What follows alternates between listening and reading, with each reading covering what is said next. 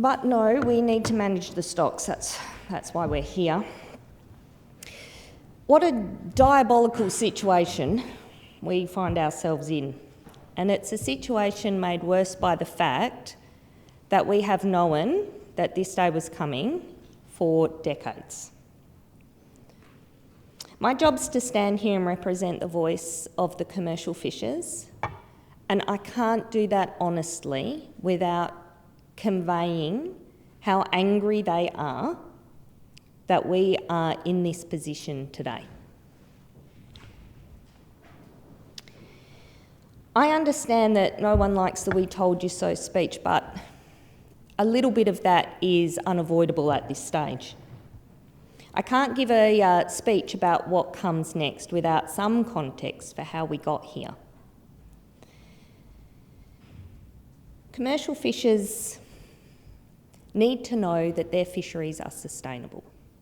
That is the number one thing that they work to. It's not a hobby, and I don't say that as a slight against rec sector colleagues, but just as a statement of fact. This is their jobs. It is their livelihood. It's how they go out, it's how they pay their mortgages, feed their families. In some instances, it's more than that. It's cultural, or it can be generational. And importantly, the commercial sector is how all the rest of us get to enjoy seafood. You know, people that don't go out and fish for themselves. It's how every single seafood market, every single restaurant, every fish and chip shop gets West Australian fish by those commercial fishers. So knowing that their fishery is sustainable is of utmost importance because it's their livelihoods and it's their future.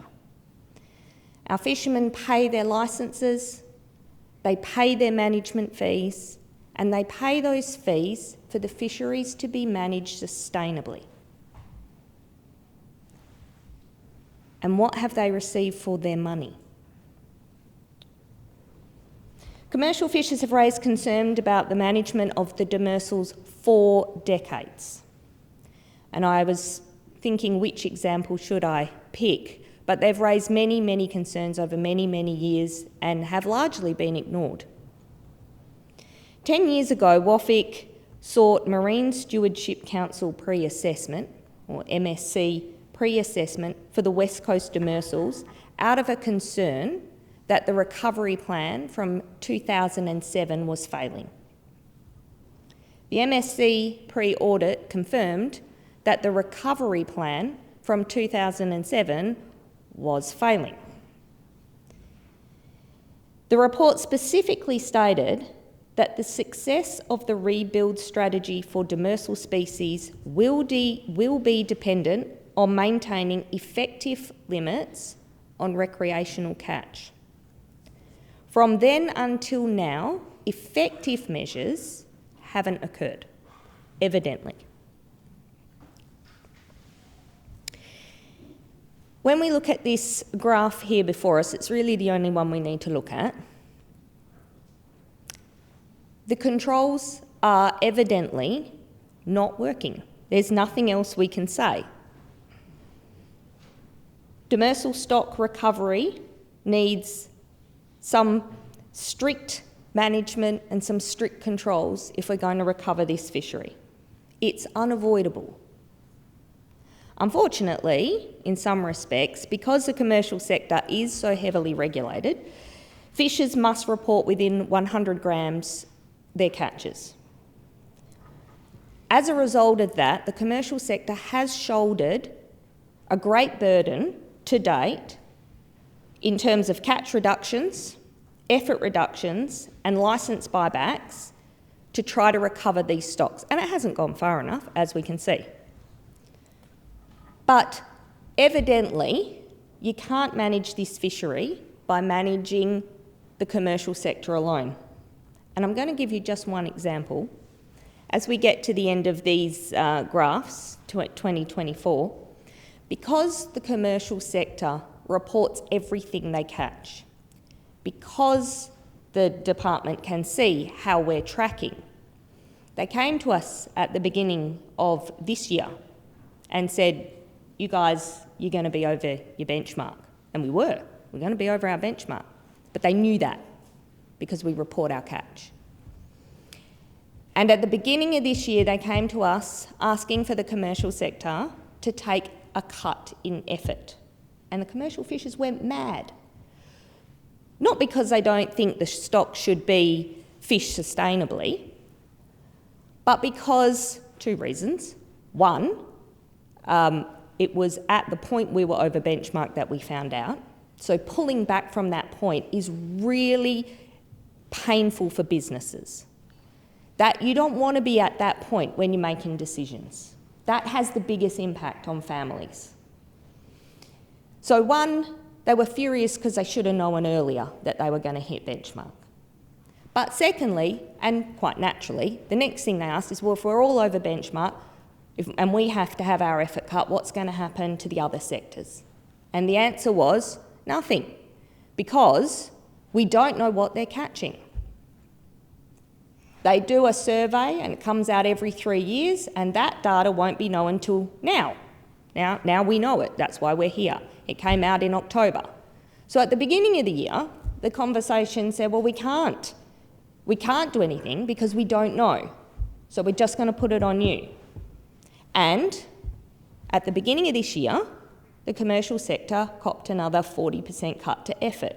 It doesn't actually show in these graphs yet because that will flow through later. This data stops before that. So we don't actually know at this point, as I stand here, if that cut to effort that we took just early this year has had any impact. Hopefully it has, we presume it will, but we can't see it yet.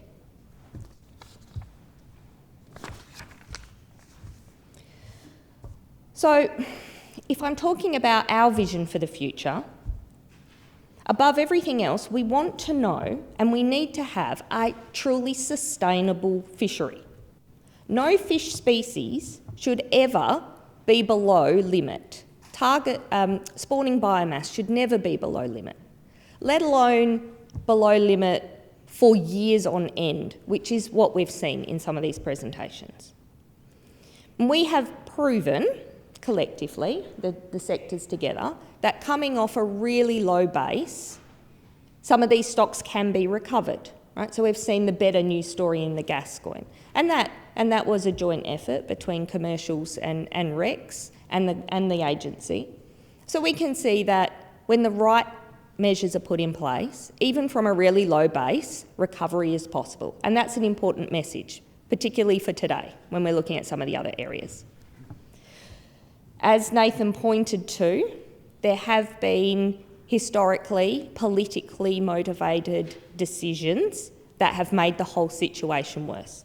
And that's true. We need to depoliticise this fishery. Decisions need to be made on excellent data and excellent science. We agree that we have got some fairly robust models in place. They've been internationally reviewed. But we feel that we could improve the data. We could put more into the science. Better science comes from better data. As a commercial sector, we have been saying for some time that we would be happy to volunteer more data about our catches to improve that science. You know, can we contribute weights? Can we contribute lengths? To date, that hasn't been accepted, but we would like to see more data fed into the models. We, as commercial fishers, we want to be able to report our catches digitally, faster. We don't want to be working on paper-based systems that are delayed and months in the past. We want to be able to say we need management to be more responsive and less reactive. We need that. We need to know that.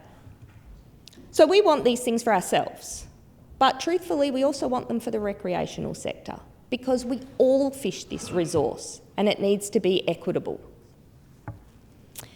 As Andrew pointed out, management must reflect ecological sustainable development and ecosystems-based fisheries management principles.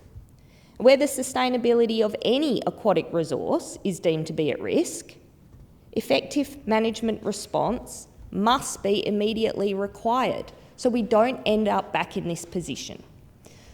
So from a commercial sector, we think we can recover this, but we don't want to get back here again. And so there has to be some strong guiding principles for how we stop this situation from getting to this point, because winding it back from here is so much harder than if we had acted collectively earlier. We must put in place credible arrangements to ensure that species such as the jewfish are protected from overexploitation. This is a really iconic WA species. I often reflect on the fact that the Tasmanian tiger was hunted to extinction in the 1920s or something and think, how terrible, God, that was only just 5 minutes ago. I don't want to be a part of the cohort that's reporting the extinction of the jewfish in 2026. And government must also ensure that offshore industrial and coastal marine developments are compliant with independent environmental approvals and present no risk to fish stocks. It's a broader vision, and it's also one that Andrew touched on and I support. We need a comprehensive ocean planning policy. We need to understand what else is affecting our fish stocks. We have multiple developments up and down the coast that impact stocks, and most of those developments are considered from an environmental point of view in silos, and no one has oversight of the collective impact to our fish stocks. So we need strong governance and we need commitment to coexistence. There's a lot of work ahead of us. I would like to just take this opportunity to thank the current government and minister for creating this forum. They're tough decisions, they're tough conversations, but I honestly don't know how else we would fix it or bottom out if it wasn't for this opportunity. Thank you, but clearly we've got a lot of hard work collectively ahead of us.